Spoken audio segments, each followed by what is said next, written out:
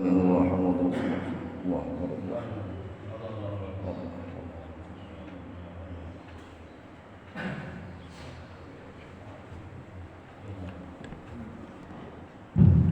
Innal hamdalillah nahmaduhu wa nasta'inuhu wa nastaghfiruhu wa nastahdina lahu wa atubu ilaihi wa na'udzu billahi min shururi anfusina wa min sayyiati ma yahdihillahu fala mudilla lahu wa may yudlil tajid lahu waliyan mursyida. Asyhadu an la ilaha illallah wahdahu la syarika lah wa asyhadu anna Muhammadan abduhu wa rasuluh wa safiyyuhum min khalqihim wa khaliluhum salawati rabbi salamuhun alaihi wa ala alihi wa sahbihi wa man walah. Allahumma sholli ala sayyidina Muhammad wa ala ali sayyidina Muhammad. Taraktu fikum amrayni lan tadhilu ma tamassaktum bihima kitabullah wa sunnati Rasulullah. Wa anna hadha siratan mustaqiman fattabi'u wa la tattabi'u sabili fatafarraqu bikum an sabili. Dzalikum wasaqum la'alakum tattaqun. Amma ba'du. Alhamdulillah, pada saat ini kita bisa menjalankan ibadah Jumat. Mudah-mudahan pada kesempatan ini kita selalu diberikan kesehatan oleh Allah Subhanahu wa taala, kesehatan lahir, batin, juga kenikmatan iman, kenikmatan Islam yang sampai saat ini masih kita anut. Sidang Jumat yang berbahagia, pada kesempatan ini di pembukaan tadi saya menyampaikan sebuah ayat dari surah Al-An'am 153, wa ana sirata mustaqim fattabi'u wa la tattabi'u subulati fatafarraqu bikum an sabili. Dzalikum wasaqum la'alakum tattaqun. Yang artinya kurang lebih, dan inilah jalanku yang lurus, maka ikutilah. Jangan kamu ikuti jalan-jalan yang lain yang akan menceraikan kamu dari jalannya. Demikianlah dia memerintahkan kamu agar kamu bertakwa. Dalam surah Al-An'am ini adalah pesan Allah kepada semua umatnya, tidak hanya kepada umat Nabi Muhammad, untuk mengikuti jalan yang lurus dan tidak berpecah belah dari jalannya. Allah dalam surat Asy-Syura ayat 13 menyampaikan kepada Nuh, kepada Isa, kepada Musa, dan juga diwasiatkan kepada Muhammad, juga kepada seluruh nabi yang menganut agama tauhid, untuk memegang Islam atau tauhid dan jangan kalian berpecah dari jalannya. Dalam sebuah hadis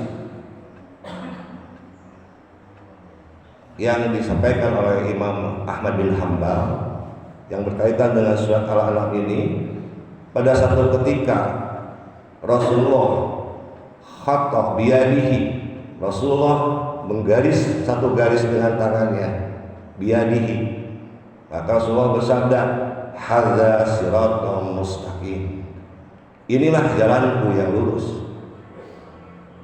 Tsumma khatta hudutan samilihi bisimalihi, dan Rasulullah menggaris dari garis tadi di pinggirnya.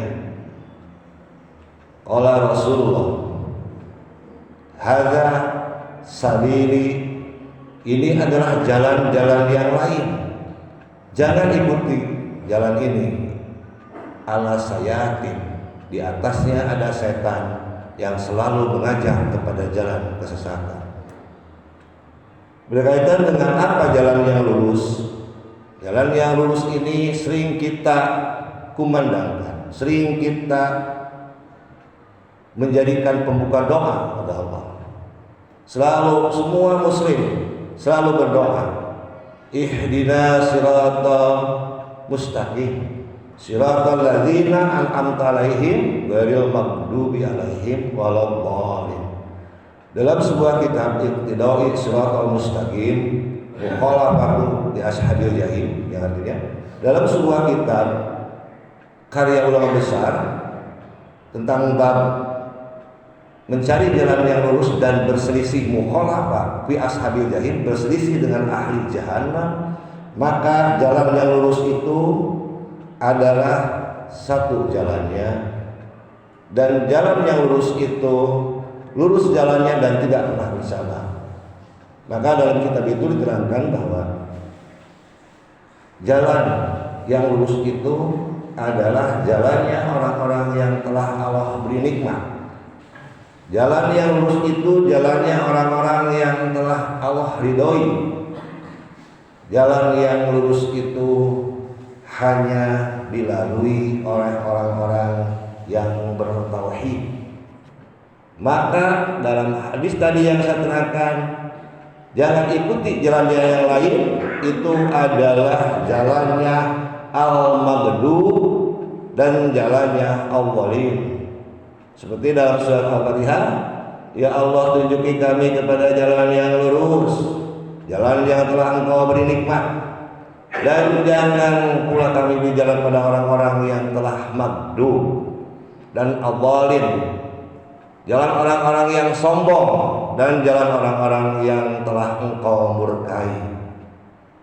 Dalam kitab besar tadi, dalam kitab Iqtidai, al-dhalim di situ orang-orang yang sombong dan orang-orang yang tiada lain, hanya menyatakan dua umat. Jangan ikuti jalan orang-orang yang sombong, orang-orang Yahudi, karena mereka itu berilmu tapi sombong. Dia punya kitab tapi sombong. Ketika kitabnya, ketika ayat-ayat, ketika aturan-aturan Yahudi itu merugikan dirinya, maka kitab itu dilempar ke belakang. Tapi juga kita tidak mengikuti jalan-jalan orang yang zalim, orang yang telah Allah sesatkan. Dalam kitab tersebut dikatakan adalah orang-orang Nasara. Tatkala mereka diberikan Alkitab, diberikan tuntunan oleh Allah, diberikan aturan-aturan oleh Allah, maka mereka sering melakukan apa yang mereka inginkan. Maka mereka itu melakukan amalannya tidak menggunakan ketentuan, kata umumnya dalil.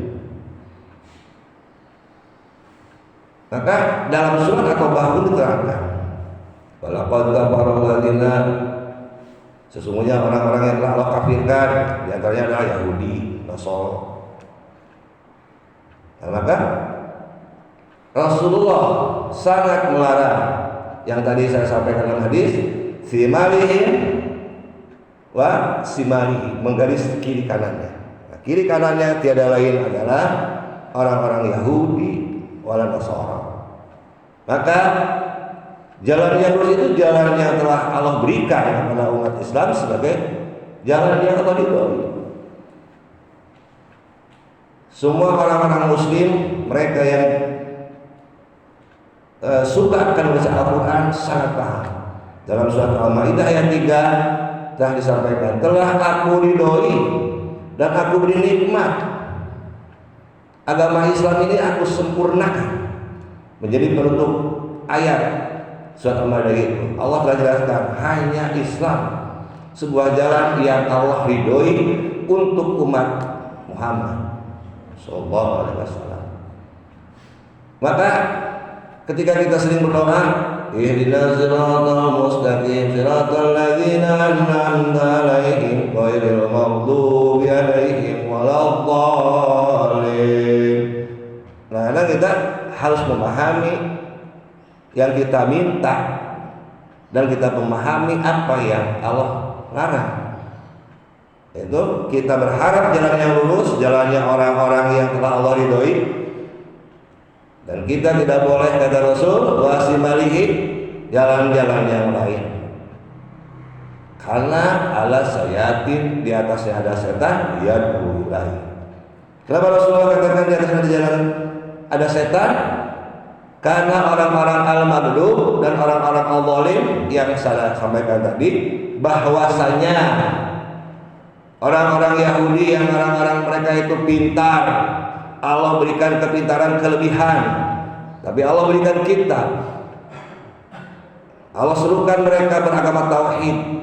Tapi tatkala sesuatu yang merugikan dirinya, maka mereka kembalikan aturan itu ke belakang.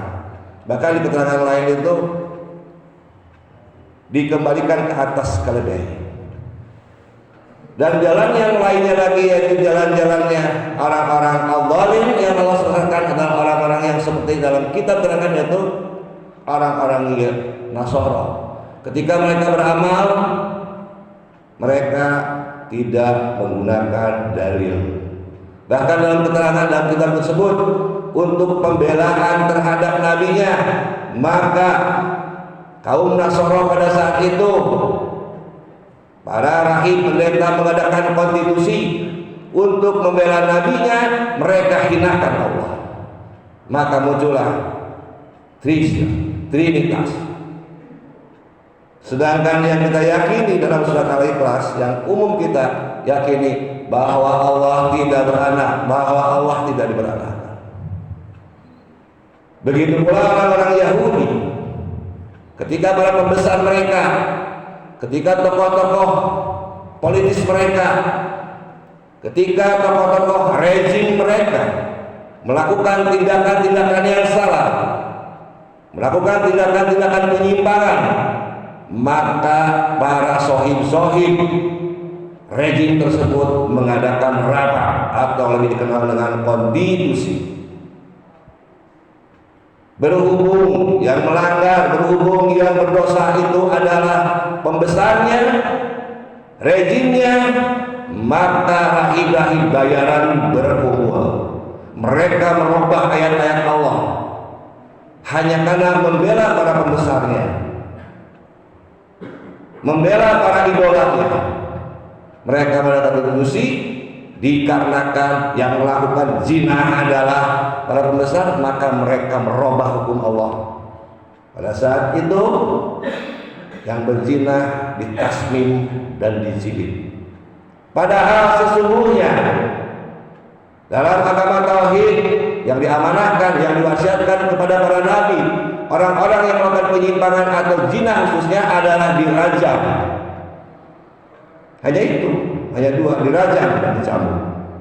Dikarenakan pada rahib-rahib itu dihadapkan dengan persoalan yang berdosa itu rejim, maka mereka melakukan konstitusi, mereka lakukan gaya-gaya manusia, dipotting. Bagaimana kalau ditasmim dan jilid? Tasmim itu dihitamkan wajahnya, dijilid itu adalah rotan yang digabungkan. Nah, ini bahayanya daripada dua kelompok itu. Yang tadi Rasulullah sampaikan dalam sebuah hadis, Rasulullah menggaris-garis di atas garis-garis tadi di sampingnya dan mengatakan ala sayatin, di atasnya ada syaitan yad'u ilaihi, yang selalu mengajak kepada jalannya untuk menjauhi jalan yang telah Allah ridhoi. Nah, kembali kepada doa yang harus kita selalu ungkapkan dalam surat Al-Fatihah tadi. Jalan yang lurus itu adalah jalannya orang-orang yang telah Allah ridhoi dari para nabi, para siddiqin, para mujahid dan yang lainnya. Dan itu telah Allah jamin dalam surat At-Taubah ayat 100. Yang bunyinya demikian. Wasabiqunal awwaluna minal muhajirin wal ansar wal ladzina tabauhum bi ihsan radhiyallahu anhum wa radu anhu. Orang-orang yang pertama beriman dari kalangan muhajirin, orang-orang yang hijrah, wal ansar, orang-orang ansar yang mereka membantu, wal ladzina tabauhum, dan Allah kepada dan orang-orang yang mengikuti mereka kaum Ansor dan kaum Muhajirin berihsan dengan kebaikan, radhiyallahu anhu, Allah ridho kepada mereka, wa radu'an, dan mereka ridho terhadap Allah dan ridho terhadap apa yang telah Allah dan Rasulnya tetapkan. Jadi sekarang sudah selalu yuk antara doa minta jalan yang lurus jeung jaminan Allah. Ikhtiarnya tadi, jangan ikuti subul, jangan ikuti jalan-jalan lain, alas hati. Jangan ikuti jalan-jalan yang tadi si al-maghrub dan al-dhalim.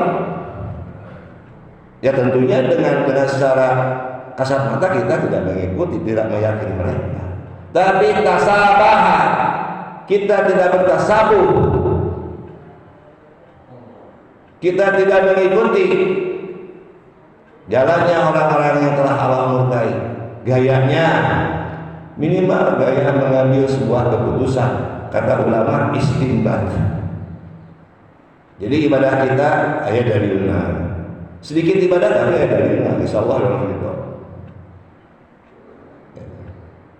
Terus juga kita beramal apa yang kita sanggup dan kita paham. Jika dihadapkan dengan persoalan ibadah yang tidak kalian pahami, kita pahami. Kan tadi waladina tabauhum, tanya kepada orang-orang yang waladina yang mengikuti para sahabat dengan kebaikan.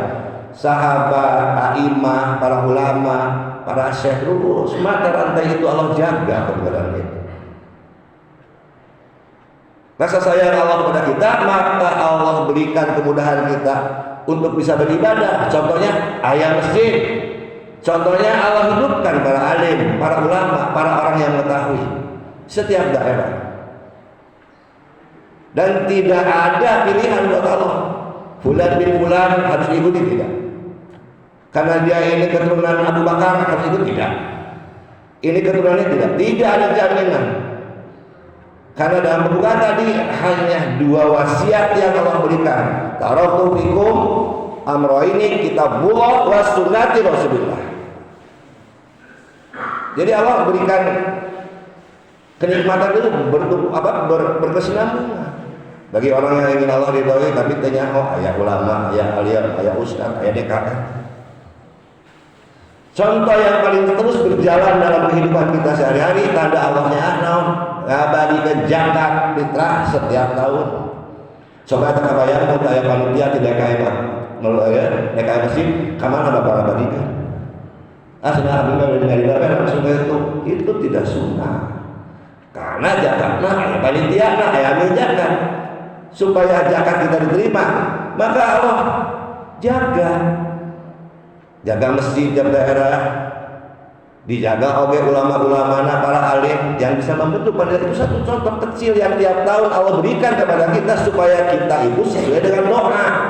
Kalau kita ridho, itu diberikan orang-orang yang Allah ridhoi.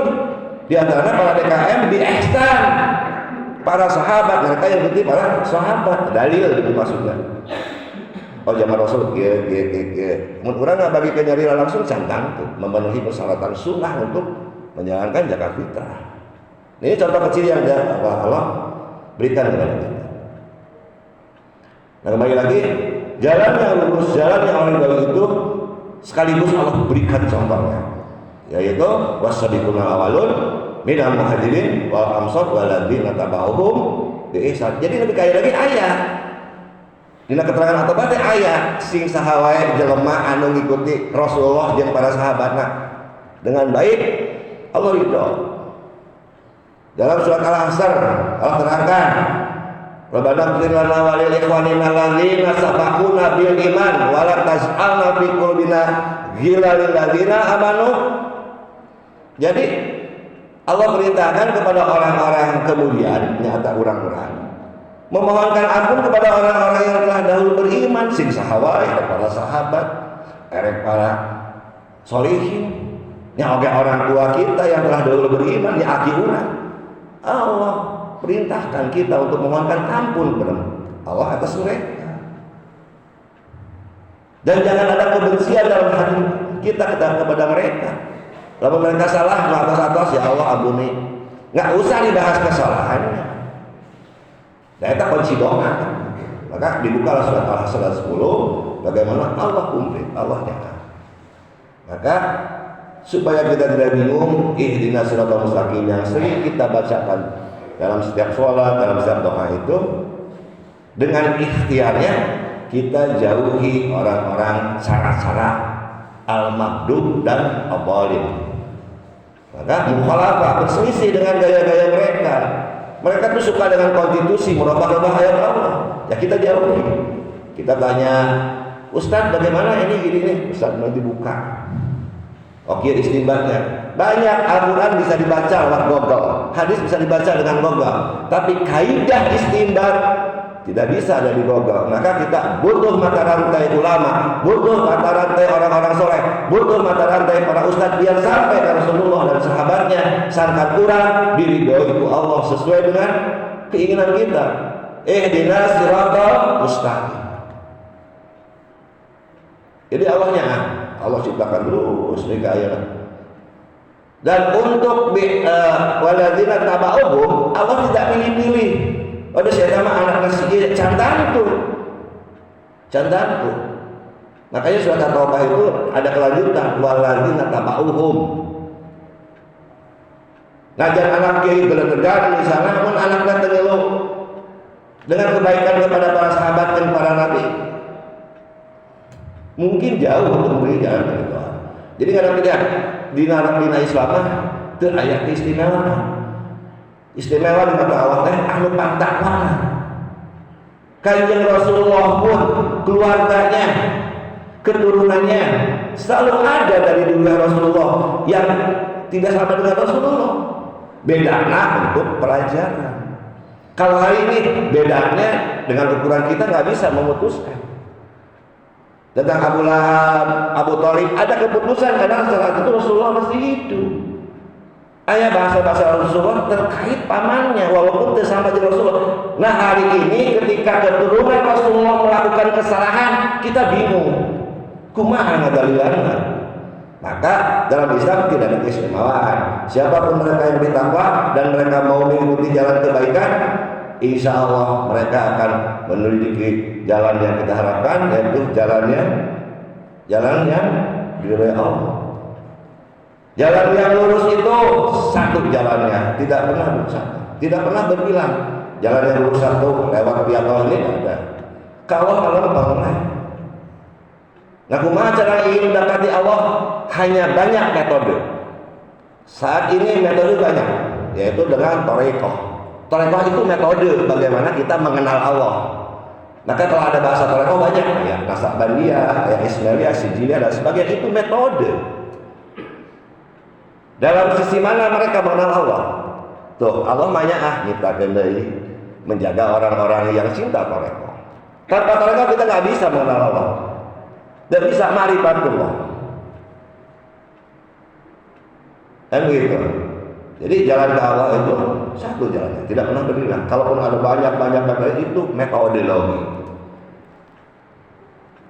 Dan jalan yang lurus itu jalan lurus, tidak pernah bercabang. Karena kalau belok ke dia nggak bisa. Lempeng ke Allah. Maka untuk memudahkan masyarakat, umumnya seperti kita yang tidak ada di lingkungan pesantren, selalulah bertanya kepada orang-orang alim sekitar kita, ke DKM, mesti itu insya Allah bahwa kita akan jujur terhadap doa kita. Kalau jujur tunjuki jalan yang lurus, tapi orang kudu apal ikhtiar jalan-jalan anu terus mana? Ternyata al-maghdub dan al-dhalin itu yang harus kita pelajari untuk menjadi wasilah kita lebih yakin di jalan yang lurus tadi. Dan contohnya telah saya sampaikan tadi dalam surat At-Taubah, Allah yang jalan yang lurus itu jalan dari Allah, tak contohnya iya gitu. Muhajirin wal ansor, para orang yang dahulu telah beriman dan juga orang-orang yang mengikuti mereka dengan kebaikan. Dengan kebaikan. Tidak aya koma, tidak ada titik. Jadi kalau ada sing saha jalma anu dat hayang ridho Allah tapi mencerca para sahabat, hati-hati. Bisa jadi dia tidak bisa menunjuki jalan yang lurus, atau mungkin mereka hilang. Perlu diingatkan. Jadi kuncinya orang yang bisa menunjuki jalan yang lurus, nyata jalan yang lurus, hiji. Entong pernah aya kedengkian ka sahabat jeung ka orang-orang yang terdahulu beriman. Dahulu beriman teh umum. Para sahabat, para nabi, para ulama. Akin ini buyut kurang itu orang-orang yang terdahulu beriman. Dalam kehidupannya mereka punya kebaikan. Kamu urang misalnya keturunan anak, ayah urang menawa mereka. Apapun kesalahan mereka itu serahkan kepada Allah dan kita doakan mereka supaya Allah ampuni dosa-dosa mereka.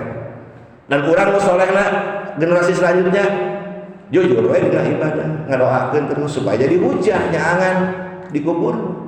Itu mungkin contoh yang kita hadapi sehari-hari. Jauh teuinglah ka para sahabat. Minimal ka qaraturan dina surat Al-Asr dan 10 mungkin nanti bisa dibuka di rumah adalah mohonkan ampun kepada mereka dan jangan ada kedengkian terhadap hati mereka. Nah, ini adalah bagian-bagian daripada doa tadi. Tidak asal doa Rasulullah, tapi nggak tahu doa. Dan ulama kan tadi itu ya hayang diridhoi ku Allah. Maka sekecil apapun ibadah doa apapun tanya Pak Ustaz. Saat doa teh. Apalagi sekarang ada mustajab doa itu hari-hari apa, jam-jam berapa, kudu kumaha heula, teu asal doa. Ada proses-proses untuk marifatullah, untuk supaya kita dapat ridho Allah. Yang tadi saya sampaikan itu adalah hanya garis besarnya saja. Mungkin nanti untuk lebih tahunya bisa kita pelajari, sering datang ke masjid, tanya ke UDKM, tanya ke yang lebih paham. Karena kenapa kita sampaikan doa? Hanya salah satunya umat Islam sejatinya doa di Indonesia. Tegadunan naon. Namun lihat di medsos jangan Pak. Sakit hati kita. Udah kita tuh diam di rumah menghadap Allah doa. Itu senjata kita. Maka diasah senjata itu, dibersihkan, dipelihara, diperbagus. Supaya tembus ke langit itu kumaha pelorna. Maka tanya ke ustaz. Di sini ada ustaz kan banyak. Untuk mendekati Allah, mengenal Allah ada tarekoh, itu adalah sebuah metodologi. Begitu kan. Barakallahu li wa lakum.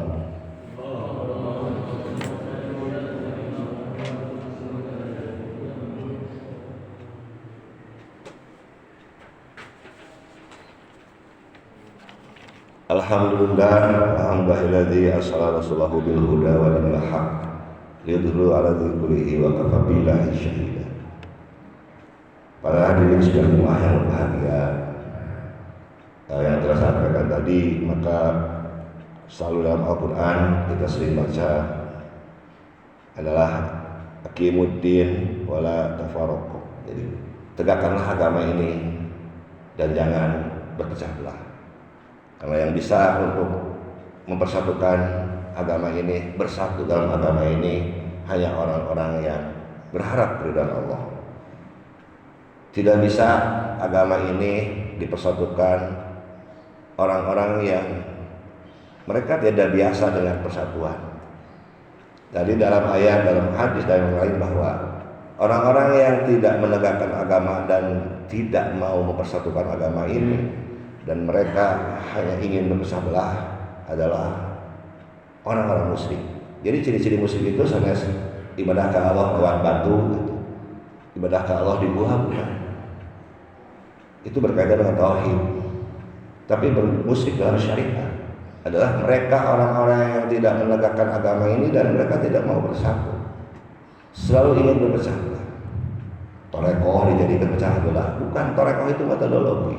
Kita harus bertorekoh. Mau lebih ke Allah menurut pakai torekoh. Karena torekoh itu satu-satunya jalan untuk kita mengenal Allah, ma'rifatullah. Supaya doa kita, supaya kita sungguh-sungguh betul. Doanya diatur gitu, yang saya sampaikan tadi. Jadi selalulah menegakkan agama ini dan jangan berpecah belah. Karena pecah belah itu adalah orang-orang Yahudi, wal Nasara, wal musyrik. Dan Allah ancam dengan jahanam.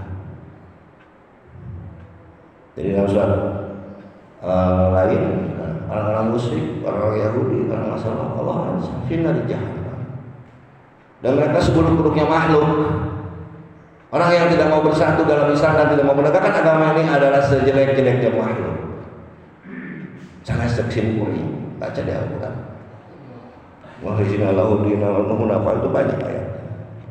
Jadi tegakkanlah agama ini dan kalian jangan berpecah belah. Innallaha wal malaikatu yusholluna 'alan nabi. Ya ayyuhalladzina amanu shollu 'alaihi wa sallimu taslima.